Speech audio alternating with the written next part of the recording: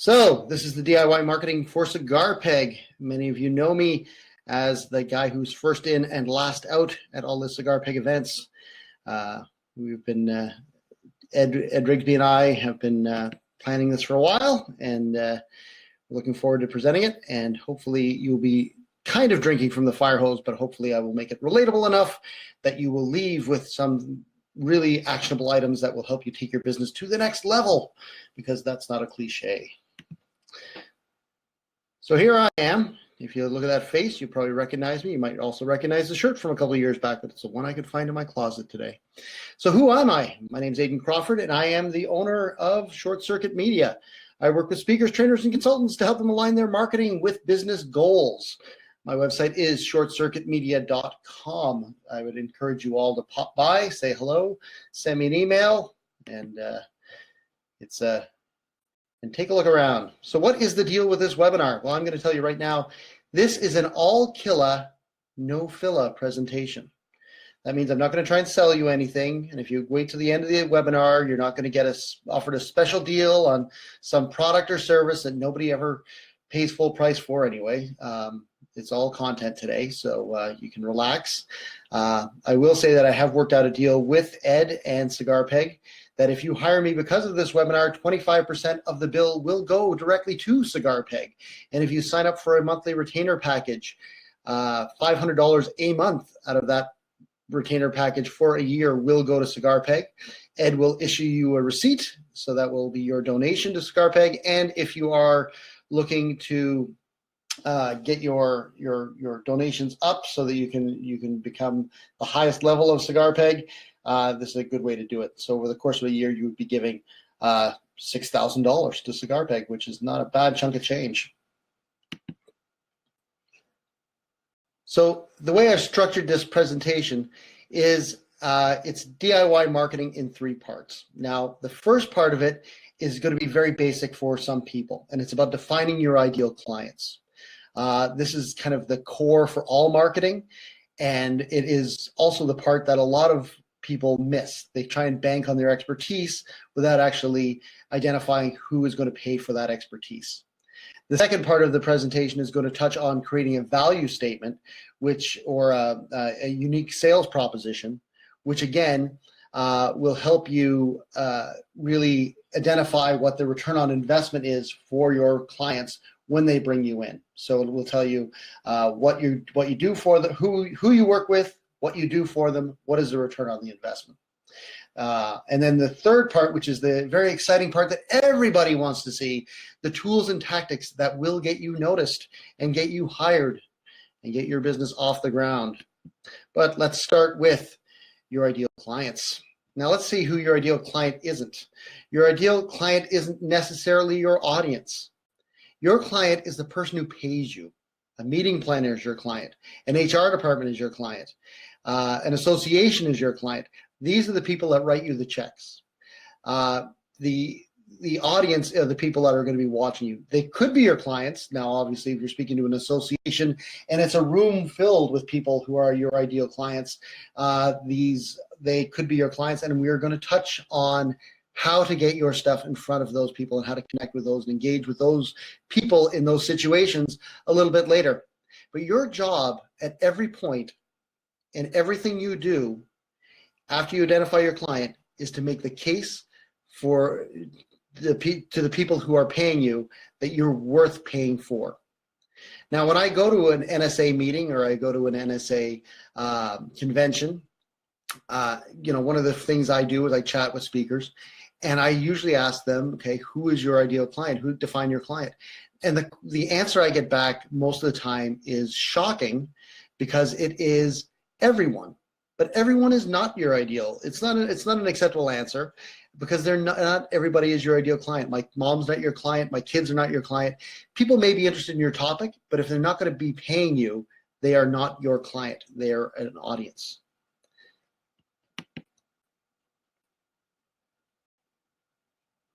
Making the case for your business and yourself as a speaker is the key to being successful. Now, again, a lot of you already know this. You've got your elevator pitch down, and you can tell people within 30 seconds why somebody should be hiring you.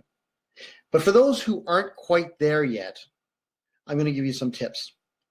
So you have to find out who it is that's going to find the most value in your expertise. If you are a sales trainer, what is your background and what is your expertise that will give you credibility? So if you come from the automotive industry, you have built-in credibility being a sales trainer in the automotive industry. It would be a lot easier to sell yourself to people in that industry than it will be to sell yourself to IT resellers, because you have experience and credibility in that realm. So once you've defined a niche where your expertise is actually valuable, then you have to figure out who's going to pay for that expertise. And what is it that you bring to the table that's different from the guy who's going to do it for free that makes you worth paying for? And the way to do that is to actually tie everything you do to a return on investment. If I'm a meeting planner and my job is to not pay a lot of money, which is basically their job, the less they pay you, or the less you get paid, the more they can put in their pockets or spend on other things. But if you want to make $10,000, it would be a great idea to figure out how you can position your offering as an investment that will show your client 10 times that. So what is the return on your investment? Now, there's ways to do this, and the simplest way is to look for statistics. So you can look at a statistic and say that the way you're teaching.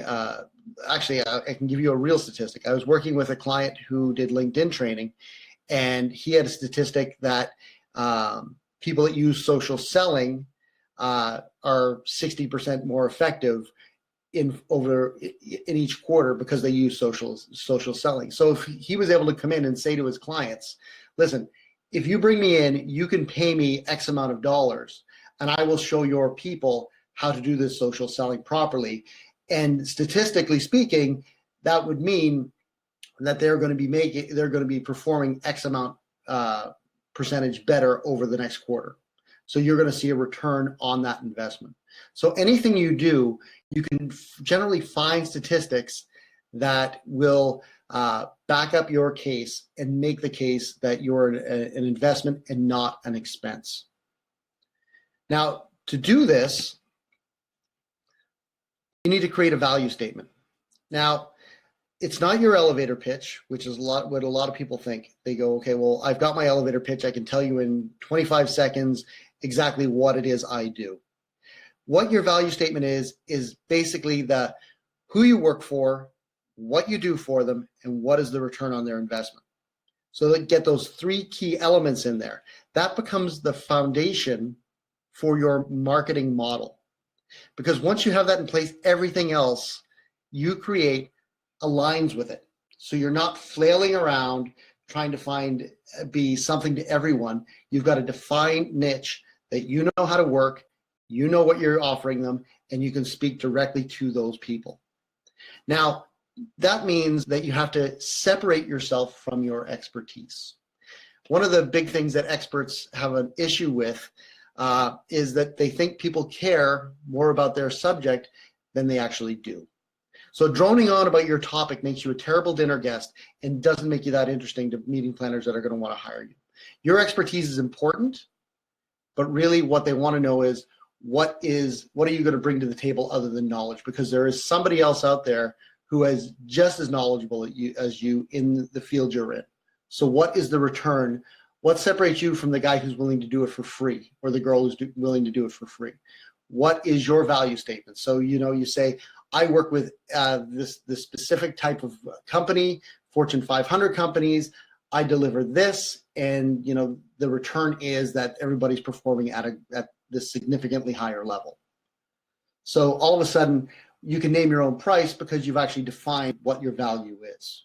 So that is a very important thing. So we look at your value statement as really the key concept that everybody's going to buy into and what you're going to be selling more than your expertise. So why do you need your value statement? Well, again, you're not going to be wasting your time trying to be everything to everyone. When you know who your client is, you can focus your marketing efforts more effectively. So you know who your ideal client is, you know what you do for them, and you can tell them right off the bat what is your benefit. So you got to make that case every time you speak to somebody.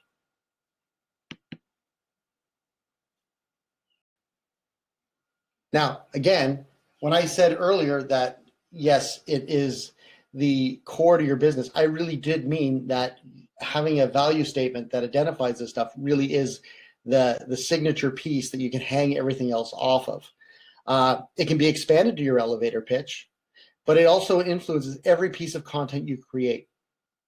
If every page on your website or every blog piece you write, every video you create, every podcast you produce is speaking to that value statement, then you know that you're really doubling down on your efforts to reach your ideal client. Now, that will also help you build out programs that appeal to your target market. So if you're in leadership and you do, let's say, servant leadership is the specific part of leadership that you focus on, you can develop a whole program, if you come from automotive, servant leadership in automotive, and how it helps, how you can apply this practical leadership style specific to an industry. So then if you know that that's what you're doing, you're going to be the big fish in that small pond, and you can deliver value all the time by saying, you know, this is what happens. Organizations that use servant leadership are X more effective, and studies have shown that. Now, when I say use statistics, they don't have to be your statistics. They can be anybody's statistics. If you are talking about servant leadership, there are statistics around servant leadership and how effective it is. Or if there's a specific style of sales training, you know, there are statistics around how that specific style of sales training works. Or even going back to the social selling, where you can say there are studies that say that sellers that use social selling are X% more effective than those who don't. So find the statistic and use those statistics to back up your case and create your value statement.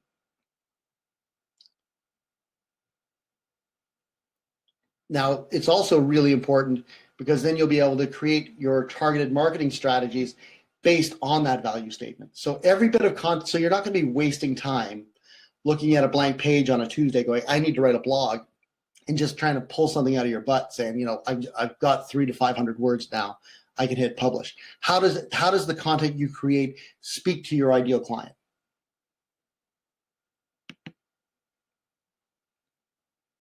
Now, this is the juicy part. I just sped through the first part about idealing your ideal client and your creating your value statement. This is where I want to spend most of the time, which is probably why most of you signed up, which is how to market your speaking business. Now that we have the core of who your ideal client is and what your value statement is, your positioning statement is, you can start marketing your speaking business because you've now created a marketing model that you can use, and you can adapt all these tactics to get in front of people that are going to be your ideal buyers. So knowing what your marketing model is and being able to articulate your value is the key. And once you do that, you can expand your offerings. So, you know, you may think of yourself as a speaker, but what are the additional revenue opportunities that come across from being a speaker? Now, there's consulting. Again, I'm going to go back to the automotive guy. Let's say you're an automotive expert. If you're an automotive expert and you position yourself that way, you can consult to dealerships.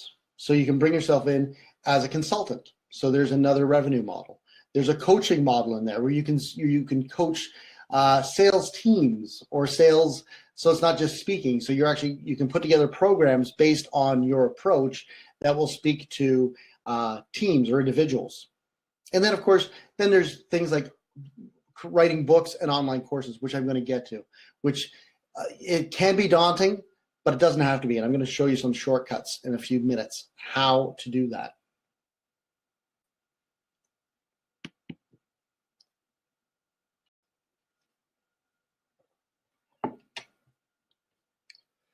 When you know who your audience is, your marketing will be better because you know who you're marketing to. It's just logical. You know, if I was to try and set out and market to everyone, I know who my ideal clients are. My ideal clients are consultants, trainers, and speakers. It's in either one of those orders. I can say speakers, trainers, consultants, and speakers. I know who my ideal clients are. All my marketing speaks to those people. That's who I work with. Now, I do work with other people. It doesn't mean I'm excluding anybody else, but I know that everything that I create is for the core business that I run. So I know that I've got a client that's in printing. They were on my website. They like my writing. They hired me to do some marketing for them. That's fine. They are not my ideal client, but what I do is completely transferable to them because it's the same. A lot of it's the same principles. So you're not really excluding anybody by identifying a niche. All you're really doing is focusing in on the people who are going to be your core business.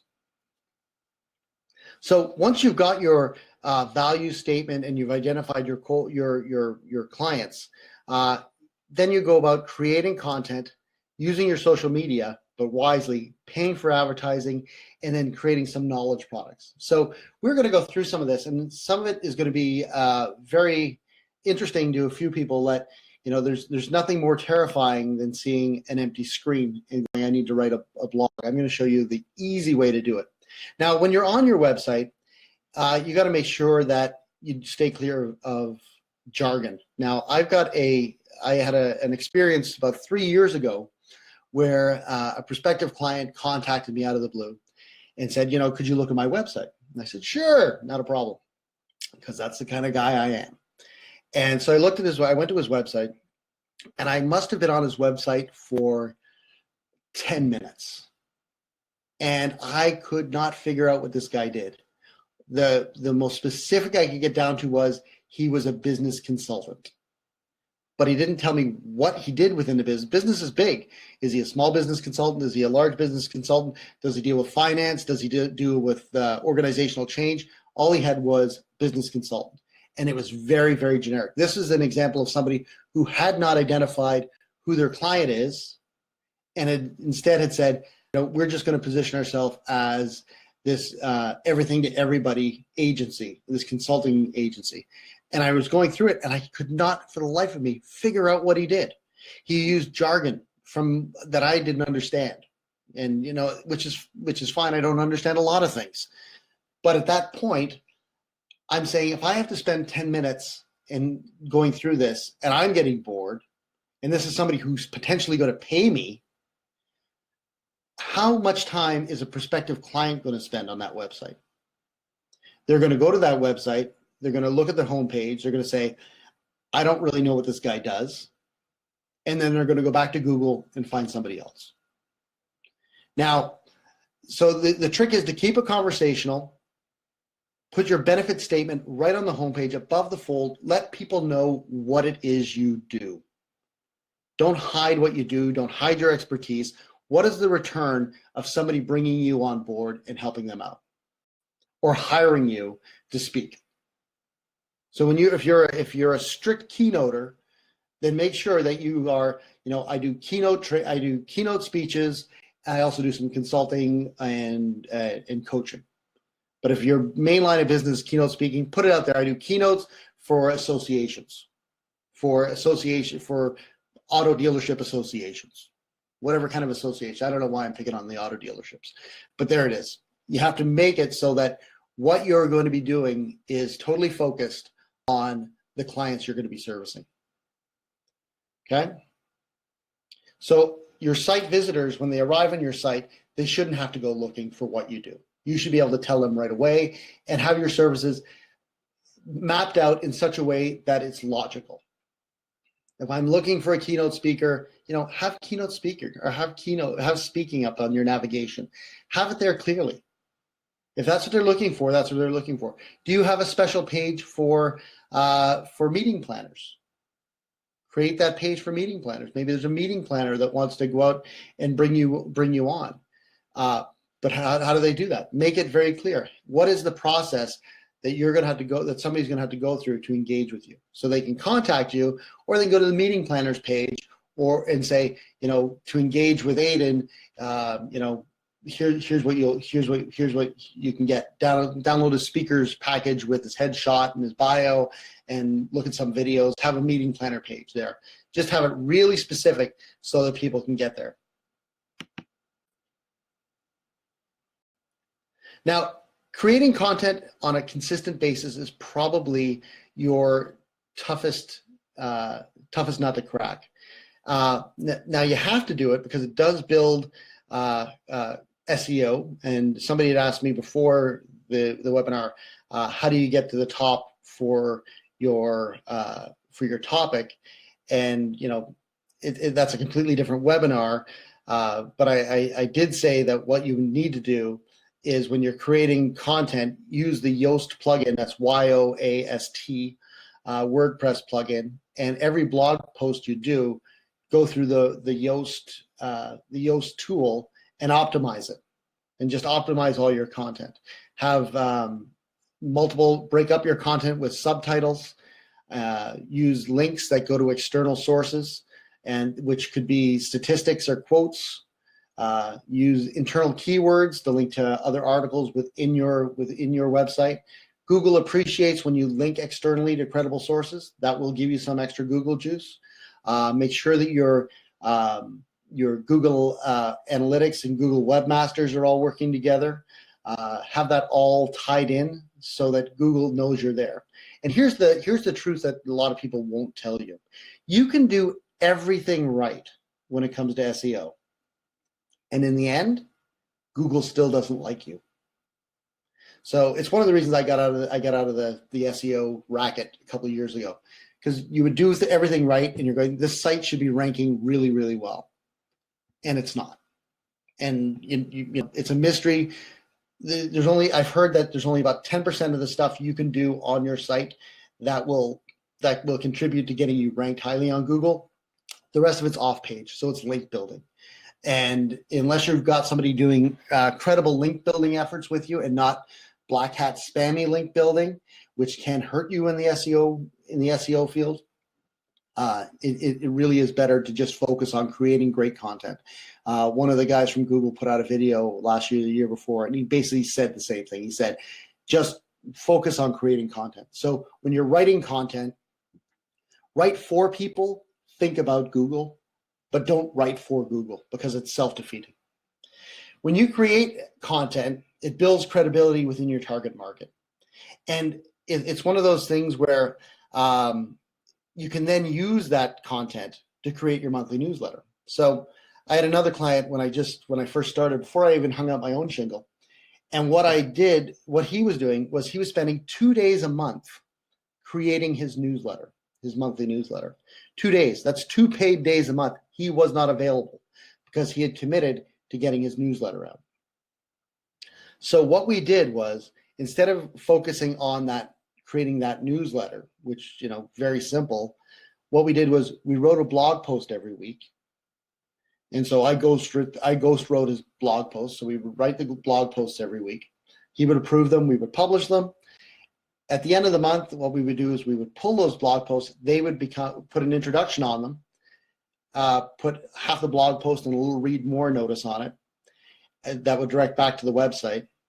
And then that's the way we'd send it out. Now, if you own your own house, you probably get a free newspaper every Thursday or Friday. It's something that we get here. They throw it onto your doorstep, and it's a newspaper wrapped in flyers. Now, I come from the magazine and newspaper world. What we call that is flyer wrap. The paper is actually secondary and is only there to protect the flyers so they get into your house. So it's really just a paid advertising thing and that's why it's free. Think of your newsletter, your monthly newsletter, as digital flyer wrap. So you create your newsletter by having a quick intro. First article is your blog from the first of the month. Below that, put a promotion for your book or an upcoming seminar or a call to action for one of your services. And then below that, put another blog. So you're wrapping your services in this content so that when you're sending it out, your subscribers are getting the content that they want, but you're also getting your message in front of them. Now, you may think, well, why am I doing this? If I'm already publishing it to my blog, what's the point? Well, this will be hard for a lot of people to hear, but your website is not the most interesting website on the internet. And people aren't going to generally don't visit your website every day. So what you need to do is give them a reason. So building that list, sending out that monthly newsletter, creating those articles drives people back to your website. So you drive them back to your website, and that's where you make your pitch for services. Now there's a tool called Ad Inserter, and it's a WordPress plugin where you can actually you can use Google Ads in it, but you can actually use it. I've used it on my site. If you go to shortcircuitmedia.com and go to any of my blogs, you'll see after the fourth paragraph in any one of my blogs, there is a call to action to contact me. So you can actually do that very easily on your blogs. If you've created enough of them, you're driving people back, and there's a call to action. Now you can play with that plugin and have different calls to action based on categories and whether it's a post or a page. But that is a very powerful tool. The trick, again, is get people back to your site and then engage them so that they want to hire you. Now, again, the scariest part for most people is creating those blog posts. Now, there's two ways to do it. There's a hard way and there's an easy way. And I'm going to tell you right now, if there's an easy way, I've figured it out. The hard way is to create everything yourself from scratch. And that means turning on your computer, going to your MS Word or going to Google Docs, looking at a blank page and going, what the hell am I going to write? The easy way is to curate content on social media, add to the discussion, cannibalize your existing work, and transcribe all your presentations. This is going to be the easiest way, and I'm going to go through each one of these each one of these ways to do in a second here. But curating content is there's a service called bufferapp.com, and it's a paid service. I believe it's $10 a month. And what you can do is you can connect it to all your social media. So then you go to google.com/alerts, and you set up a whole bunch of alerts for interesting topics or topics that would be interesting to your ideal clients. So every day, Google is going to be sending you these news articles to your email account where about the different topics that you want to be known for. So for me, let's say it was internet marketing. So I'm getting internet marketing articles all the time. So what I can do then is I can go to bufferapp.com and I can buffer those out. So as I'm drinking my coffee on a Monday morning, I can basically set my entire week's worth of social media interactions as I'm drinking my coffee. I can buffer 30 articles and just have those articles go out every couple of hours for the rest of the week. So that is a way to curate content and make yourself look a lot more alive on social media. Now, another thing I hadn't mentioned about having the blog, a lot of people that start a blog and they stop it. If you're a prospective client and you come to a site and the last blog that's published is from 2013, they're probably going to wonder, are you still in business? So if you're not going to keep up your blog, take your blog off your site. But I would say if you are going to keep your blog going, really commit to doing at least once or twice a month, try and get something up there. Now, if you want another easy way to kind of get your blog content going, go back to the blogs you wrote 4 or 5 years ago and update them. So take a blog from 2013, rewrite it, put it up today, and do a redirect from the one from 2013 so that you don't lose the Google juice from the original blog post, but you've got new content and it's been updated to 2018. Now here's my formula for writing a blog. This is the ultimate cheat list for writing a blog. So you compile your list of topics, and the topics are not of what necessarily what's interesting to you, but what is interesting to your ideal prospects, your ideal clients. Set the Google alerts for each one of these topics. And then as they come in, you share them out through Buffer App or Hootsuite. You can do the same thing as I was talking from Buffer App through Hootsuite. But then take 2 of those articles, and you can actually turn them into blogs. And this is something we did very successfully for a client in Chicago, where we would quote from the original news article, add our 2 cents to it. So contribute to the discussion on why this is important, or why we agree with it, or why we don't agree with it. Link back to the original post, and then end with a call to action.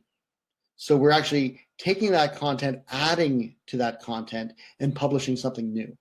That is a very easy way. You can write blogs. Instead of taking 2 hours to write a blog, it really then takes 10, 15 minutes, maybe 20 minutes to half an hour.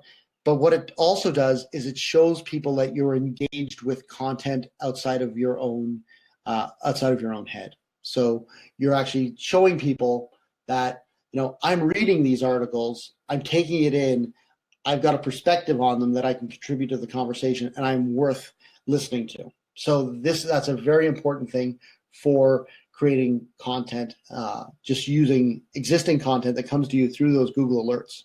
So that's your first cheat of the day. Now, I am a big fan of reduce, reuse, and recycle. And I don't just mean that about garbage, I mean that about content. If you are somebody who speaks, you've got 4 or 5 different topics. Let's say you've got their canned speeches. If you record yourself and have these speeches written down, you can then take that content and create blog articles from that. Now, what I've found is that when I take a transcription of something and have it done, I can generally generate 5 or 6 different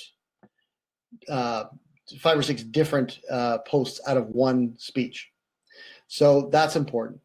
Now, another thing you can do, and this one is something that if you use Hootsuite, it is a killer way to use Hootsuite to leverage the content you already have. I call it a monthly tweet sheet. So I have a tweet sheet where I have 28 tweets that are all hashtagged out, and those hashtags and they're set on Hootsuite to go out once a day. They link back to a page on my site, a service on my site. They're a quote from one of my blog articles, and they go out once a day to LinkedIn, Twitter, and my Facebook business page. Maybe I don't use Facebook as much as you would think. I'm going to get to that in a second, but that's the big one. So those daily tweet sheets I find are very, very important for driving traffic my way. When I started doing it, especially if you use the proper hashtags, you're going to start driving more traffic to your website. And a lot of this is independent of Google. So you're thinking, how do I rank better on Google? Well, as you're trying to rank better on Google, you can use these social media channels and these tools and tricks to actually expand your reach and drive traffic independent of Google. Now, another thing that you might want to try, there's a tool that I've been using on for a while, and I've deployed it for a couple of people that are actually on this webinar. It's called Revive Old Posts. Now, Revive Old Posts actually links to your Twitter, LinkedIn, and Facebook business pages. And what it does is it reshares your evergreen content. So if you've been writing content for 5 or 6 years, you can go into the Revive Old Posts plugin, and you can exclude ones that are, Christmas or St. Patrick's Day or any kind of a holiday. But the ones that are evergreen, you can set them to go out every 3 or 4 hours, or twice a day, or 3 times a day, whatever kind of frequency you have, depending on how many blogs you have to share. You can go, I don't want anything over 2 years, but it's important. I just deployed this for a client, a newspaper client, funny enough. And again, consultants, trainers, and speakers, but I was hired by a newspaper to do this. So I set them up with this Revive Old Posts, and almost overnight, their traffic spiked by 15%. And that was just because they were sending out this great content that that wasn't getting buried. Because what happens is you write a post this week, you share it on LinkedIn, you share it on Twitter, you share it on Facebook. Next week, you write another one. The week after that, you write another. All of a sudden, the one at the bottom drops off. And if you're not getting the Google love that you really want to be getting, those articles just get buried in the ether. Nobody ever sees them again. So what this does, it helps you jumpstart and get you out of that kind of Google hole by getting your evergreen content noticed and out there for people to see. So that's Revival Post. Now, I actually have a page that I've set up on my website, shortcircuitmedia.com/cigars. That actually has links to all this stuff. So, and you'll be able to replay this presentation, and hopefully I'll be able to embed it after it's finished. So with social media, I would say that it's probably you can use it, and like I just said, there's ways that you want to recirculate things into Twitter and LinkedIn and Facebook. But in many ways, social media may be the biggest waste of your time if you aren't strategic about your approach. My mom doesn't care what I do for a living. If I use my personal Facebook page to start sharing articles I wrote or things about my business, all it's going to do is confuse the guys I went to college with. It's going to confuse my family. They're going to unfollow me, and I'm going to be very lonely because nobody's going to care about me anymore. So I use my personal Facebook page to share pictures of my kids, my wife, my dog, my experiences, rock shows I like to go to, and that's about it. I do have a Facebook business page that is connected to my my blog and to the Revival posts. So my content is getting shared on Facebook, but it is definitely not getting shared on my personal feed. And I would encourage most people to not share it on their personal feed. One of the things that, life is too short. Here's my philosophy on this. Life is too short to blur your personal with professional all the time. Just because you can share it to your Facebook personal page doesn't mean you have to. You can keep something private. You want to be your authentic self to your mom. You want to be your authentic self to your wife and your kids and your friends. You don't always have to. You want to keep something there that isn't totally professional all the time. And that's what I keep my personal Facebook profile as. I've got very few people that I know professionally who are friends of mine on Facebook. Basically, my criteria is, if you want to be my friend on Facebook, we should probably have had a drink, which I think is totally fair. Because if otherwise you're going to my Facebook, you don't care what my kids are like, you don't care about my wife, you want to care about my business stuff, follow me on LinkedIn, follow me on Twitter, follow my Facebook business page. So this is where I come down to. So are you B2B or B2C? Most of the people on this call, and I looked at the attendees, you're all B2B. You sell to other businesses. You're not a B2C business. You don't sell directly to the consumer. So I have built my business, and I encourage speakers and trainers and consultants to do this. Build their business around Twitter, LinkedIn, and leave the Facebook for the people that are selling nose guards and funny T-shirts, because you're not going to find your ideal clients there. Ideally, you got to choose where you're going to spend your social media time and what channels you're going to use. And my thinking is always plan the same sandbox that your ideal clients are going to be playing in. So my clients are LinkedIn people, and they're going to be on Twitter. So I publish LinkedIn updates all the time. I've got it connected to that Revival post. So I have my articles going up on LinkedIn all the time. Anything I publish as a blog, I turn into a LinkedIn publisher post, and I put that up there and link back to my original article on my website. The whole idea is that when I'm on LinkedIn, I'm building my credibility so that if somebody lands on my profile to check me out, they see that I'm active. And that's what I want them to do. I'll tell you, my clients are not on Instagram. I deal with the people that I work with are professionals, probably between 35 and 55, maybe 40 and 55. Let's bump that up a bit, and maybe 45 and 60. These people are not on Instagram. And what I find is that with speakers and trainers and consultants, what happens is they go to a weekend conference. They go, okay, this is a social media conference where they touch on all these different social media channels. They go home, they set up all these profiles, really, really excited. And then they don't get any traction and they get very disappointed. And next you know, they've got all these ghost profiles hanging all over the internet. When really what you should do is pick the 2 or 3 where your clients are going to be, focus on them, and do a damn good job on those channels. So Twitter and LinkedIn and my Facebook business page, they're optimized. I don't have an Instagram account. Now, when you're using Twitter, again, I was saying earlier about my daily tweet sheets, which is something that is the 28 tweets that go out once a day. Well, one per day, I should say, over 28 days. And then I just change the dates at the end of the month, reload them up into Hootsuite, and they go again. Now, if you are a speaker and you're speaking for 50 minutes, one of the great tricks of social media and Twitter is that you can live tweet your event. So let's say you're speaking for 50 minutes.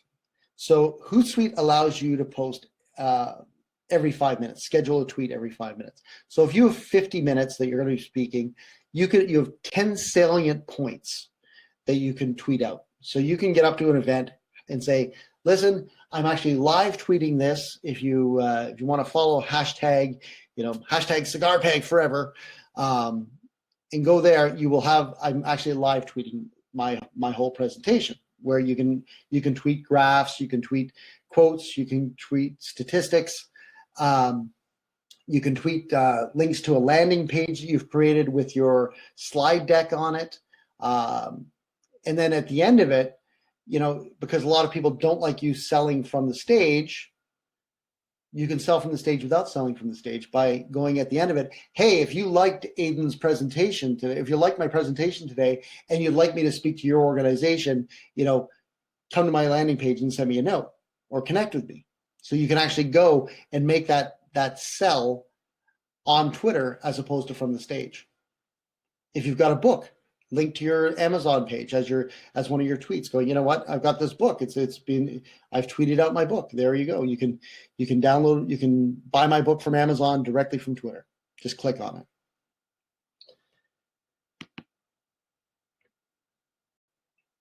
Now, one of the things that a lot of people may not have realized, if you haven't, people like myself have heard about it, but a lot of people haven't, is that it's actually getting harder and harder to have your content that's put to your Facebook business page seen by even the fans of your business page.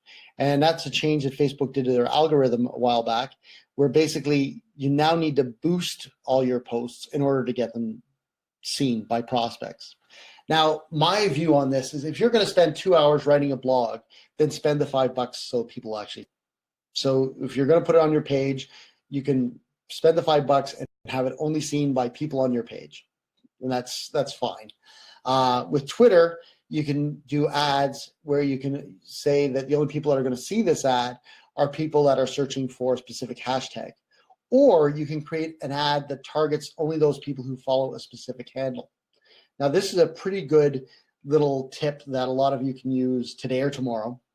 And here's an example. About 3 years ago, 3 years ago, I created an ad on Twitter and I targeted it. So the only people who saw it were people that followed NSA Speaker, so the NSA. Within 24 hours, I got 2 new clients. Now, one of those clients was a speaker, and I just built his website, very simple one-off project. The second person that hired me was a monthly client, and they were a monthly client for 3 years. So they were paying me every month for 3 years for $60. That was a pretty good investment. So Facebook and Twitter ads are definitely worth your time to look at, more so than Google ads, because you can lose your shirt just doing the Google ads. But with Twitter, because it's so targeted, let's say you are somebody who speaks to associations, and a specific type of association. Let's say you only want people that are in the Automotive Executive Association to see your ad. So this would be executives and automotive companies. You could do that and put $100 into it, and you can track this. You can track how many people saw it over the coming over a couple weeks. or a couple of hours. You can just do it. The great thing is Twitter will also give you suggestions on other handles that are similar to the one you've chosen. So if you do a research, say, listen, I want to do NSA speaker. I only want people to see that are NSA speaker to see this. They'll suggest PSA UK for the Public Speakers Association in the UK, or CAPS Canada. They will suggest ones that are similar, and it's up to you to say, yeah, you know what, that would be cool. I'll tag that one as well, and that way you can kind of expand your reach without wasting all your money. Now, for me, LinkedIn is the bread and butter for everything I do. So all my clients are professionals, and they spend most of their time on LinkedIn. As you can see, I'm not going to go through these stats. You can look at the stats. They're pretty self-evident. If you're a professional and you're selling to B2B, you've got to be on LinkedIn, and you've got to make sure that your LinkedIn profile is optimized, and you're creating content, and you're sharing content, and you're building out your profile all the time. People do research there. A lot of them, that is where they're going to be making their decision whether or not to hire you. So make sure that your LinkedIn profile is up to date and that you are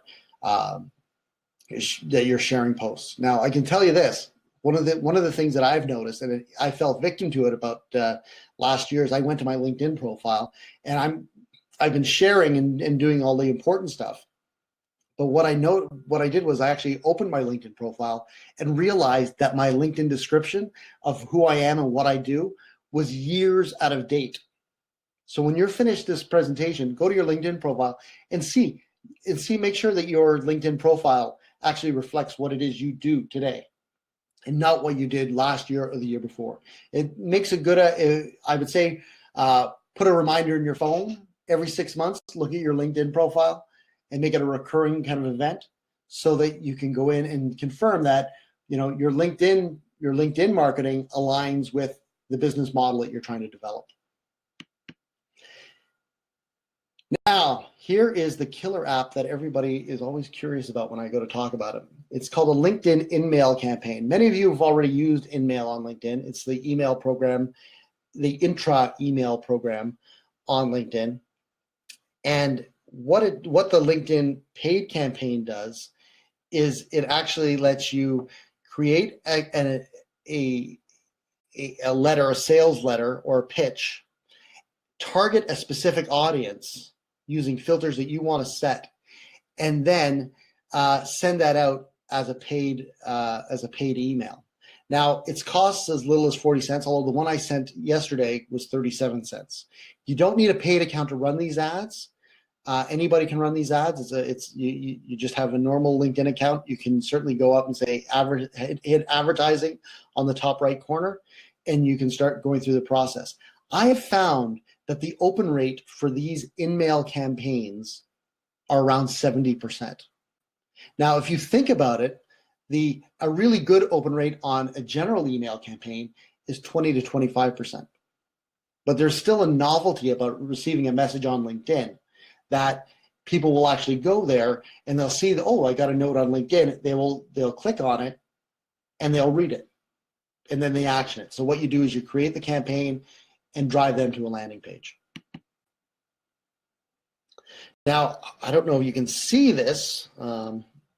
It doesn't look very clear on mine, but I can see these are the filters that you can use on your LinkedIn when you're creating your LinkedIn ad. Right here, I picked New York City. So New York City. So you can pick the locale, you can pick multiple locations, and you can say, it'll give you right on this corner here, up on the right side, it'll say estimated target audience. And in New York, there's 8 million potential people if I use just to send this LinkedIn message to New York. But what I can do is I can actually filter by the specific companies, industries, the size of the company, the job title. So let's say you want to just speak to HR people or meeting planners. You can actually do these and just say, I only want to speak to meeting planners. Their job function, you can go down that way. The seniority, if you're looking for people that are VP or director level or higher, you can reach those people. Then you can even go to years of experience. So, you know, I'm the president of my company, but, you know, maybe they want somebody who's the president of their company that has 20 years experience.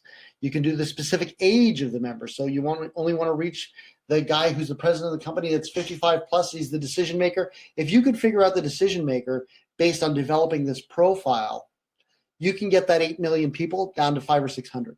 And then that 40 cents a send is well worth it.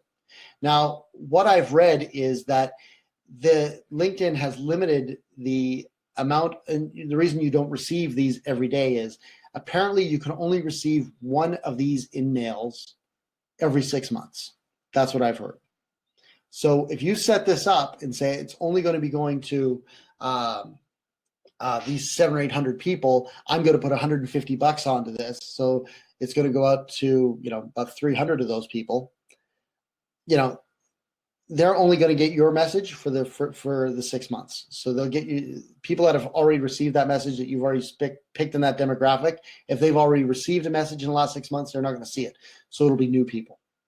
So this is the killer app to get yourself filtered into and market yourself to the people that are the decision makers. If you can use this filtering system to define the persona of the person who is willing to hire you and who your knowledge and your perspective is going to be valuable to, then this is money well spent. And then finally, I'm going to talk about the using your knowledge to create products. And this is also a very key part of marketing. Now, there's the fantasy that you're going to create an online course or write a book and you're going to just wait for the money to come in. That doesn't really happen. Most people don't have the following to make it happen. If you've only got 1,000 people on your mailing list, you're probably not going to get 200,000 people buying your book. So, but it doesn't mean you shouldn't do it, because what happens is you're actually going to have credibility by doing this. If you write a book, which is easier than ever to do, and I'm going to show you in 2 seconds how to do it, or create an online course, it does give you credibility in the marketplace that you want to hang out. So again, books and online courses, very easy. Here's how you go about building your book. Transcribe your speeches, all of your speeches. Easy as pie. I had a client a couple of years ago. What we did was he had 5 different speeches. We transcribed them, put them all together, sent them to an editor one of my ghostwriters, who actually crafted a narrative around these 5 speeches. So that became a book. Now, another thing you can do, and a lot of people are doing this, is they're actually turning their blogs into books. So they structure their blog so that they're writing every week, and they're writing their book basically 300 to 500 words at a time over the course of a year. Then again, they export it all, bring it all together, and then go through as an editing process to get it done. You can have your book it used to be hard, but it's so easy now. You can go to Fiverr.com and have your book professionally edited and formatted for CreateSpace and have it distributed worldwide, no problems. And instead of humping that book around every event you're speaking at, go to Vistaprint and have a card made up with a QR code that links to your Amazon page. Before you speak, drop that card on everybody's seat. If people are going to be playing with their phone while you're speaking, they might as well be ordering your book. Another benefit is that if you happen to be if you're selling at the back of the room and you see that there's a lineup of 20 people, the first 5 or 6 may stick around to get your book, buy your book, but the rest of them will say, you know what, I'll just order this online. They'll leave the room, they'll forget all about your book. So make it so that easy as pie that they can order your book while you're in the room or while they're in the room with you. And then set yourself up as an Amazon affiliate. You might as well get paid for selling it as well. And then you can build your course. Now you can structure your course based on every one of your speeches. Every one of your speeches has a logical progression. You can create a course based on that. So you can create a video and then some, you can do workshops, quizzes.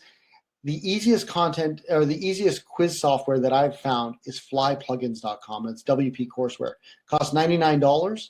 And what it will do is you can create this courseware online. It integrates with WooCommerce. You can sell it, and invest in the green screen from Amazon. Again, there's packages, cost $99, and get the green screen package from Amazon. As part of this, I'm actually going to give. You can all have my DIY marketing for speakers course at courses.shortcircuitmedia.com. If you go to the landing page that I'm going to send you to next, you'll be able to get in there and just download that or take part in that for free. Even if you just want to use it to take the software for a spin to see how that works, it's probably worth your while just kind of going to there and having a look at that. And yeah, so that would be DIY marketing for Cigar Peg. So there you go, guys. So if you go to shortcircuitmedia.com/cigars, I've got articles that I've written. I've got the promo code to access the DIY marketing for speakers, traders, and consultants. That will be there for you. Again, the deal I worked out with Ed is if anybody decides to hire me for anything because of this, a good chunk of that is going to go to Cigar Peg and will go to your numbers for getting you higher up in the Cigar Peg chain. So there you go. Let's see, is there any questions? Do we have some questions? Schedule live tweeting during, Joe, I'm glad you like that. Yeah, Chris, you and I are going to have a drink. That's it. We've already had a drink. We can be friends. And a Terry Bell Cigar Peg guest. Yes, Terry, I totally agree. Is there any questions on any of this stuff? Because I've got nowhere to go. Let's see. That's it. All right, guys. Well, I hope you enjoyed it. That was. If there's any other. Oh, wait. There may be something here. Couple. Thank you. I haven't used Steemit, so maybe you can bring me up to speed, Terry. All right, guys. Again, I've got to go and set up that promo code for the courses, my online course, because I put it on the page, but I don't think I set it up on the actual courses site yet. So I'll have to go and set that up through WooCommerce. If there's anything else, all right, great. Guys, I'm going to have this on the page, shortcircuitmedia.com/cigars. I've got the presentation there. As soon as this video is done, I'll put the video up. I'm not sure if it worked on the Facebook Live or not, but it's there. And I'll see all of you. If I don't speak to you, I will certainly see all of you in Dallas in 2 months? All right, guys. Thanks a lot. And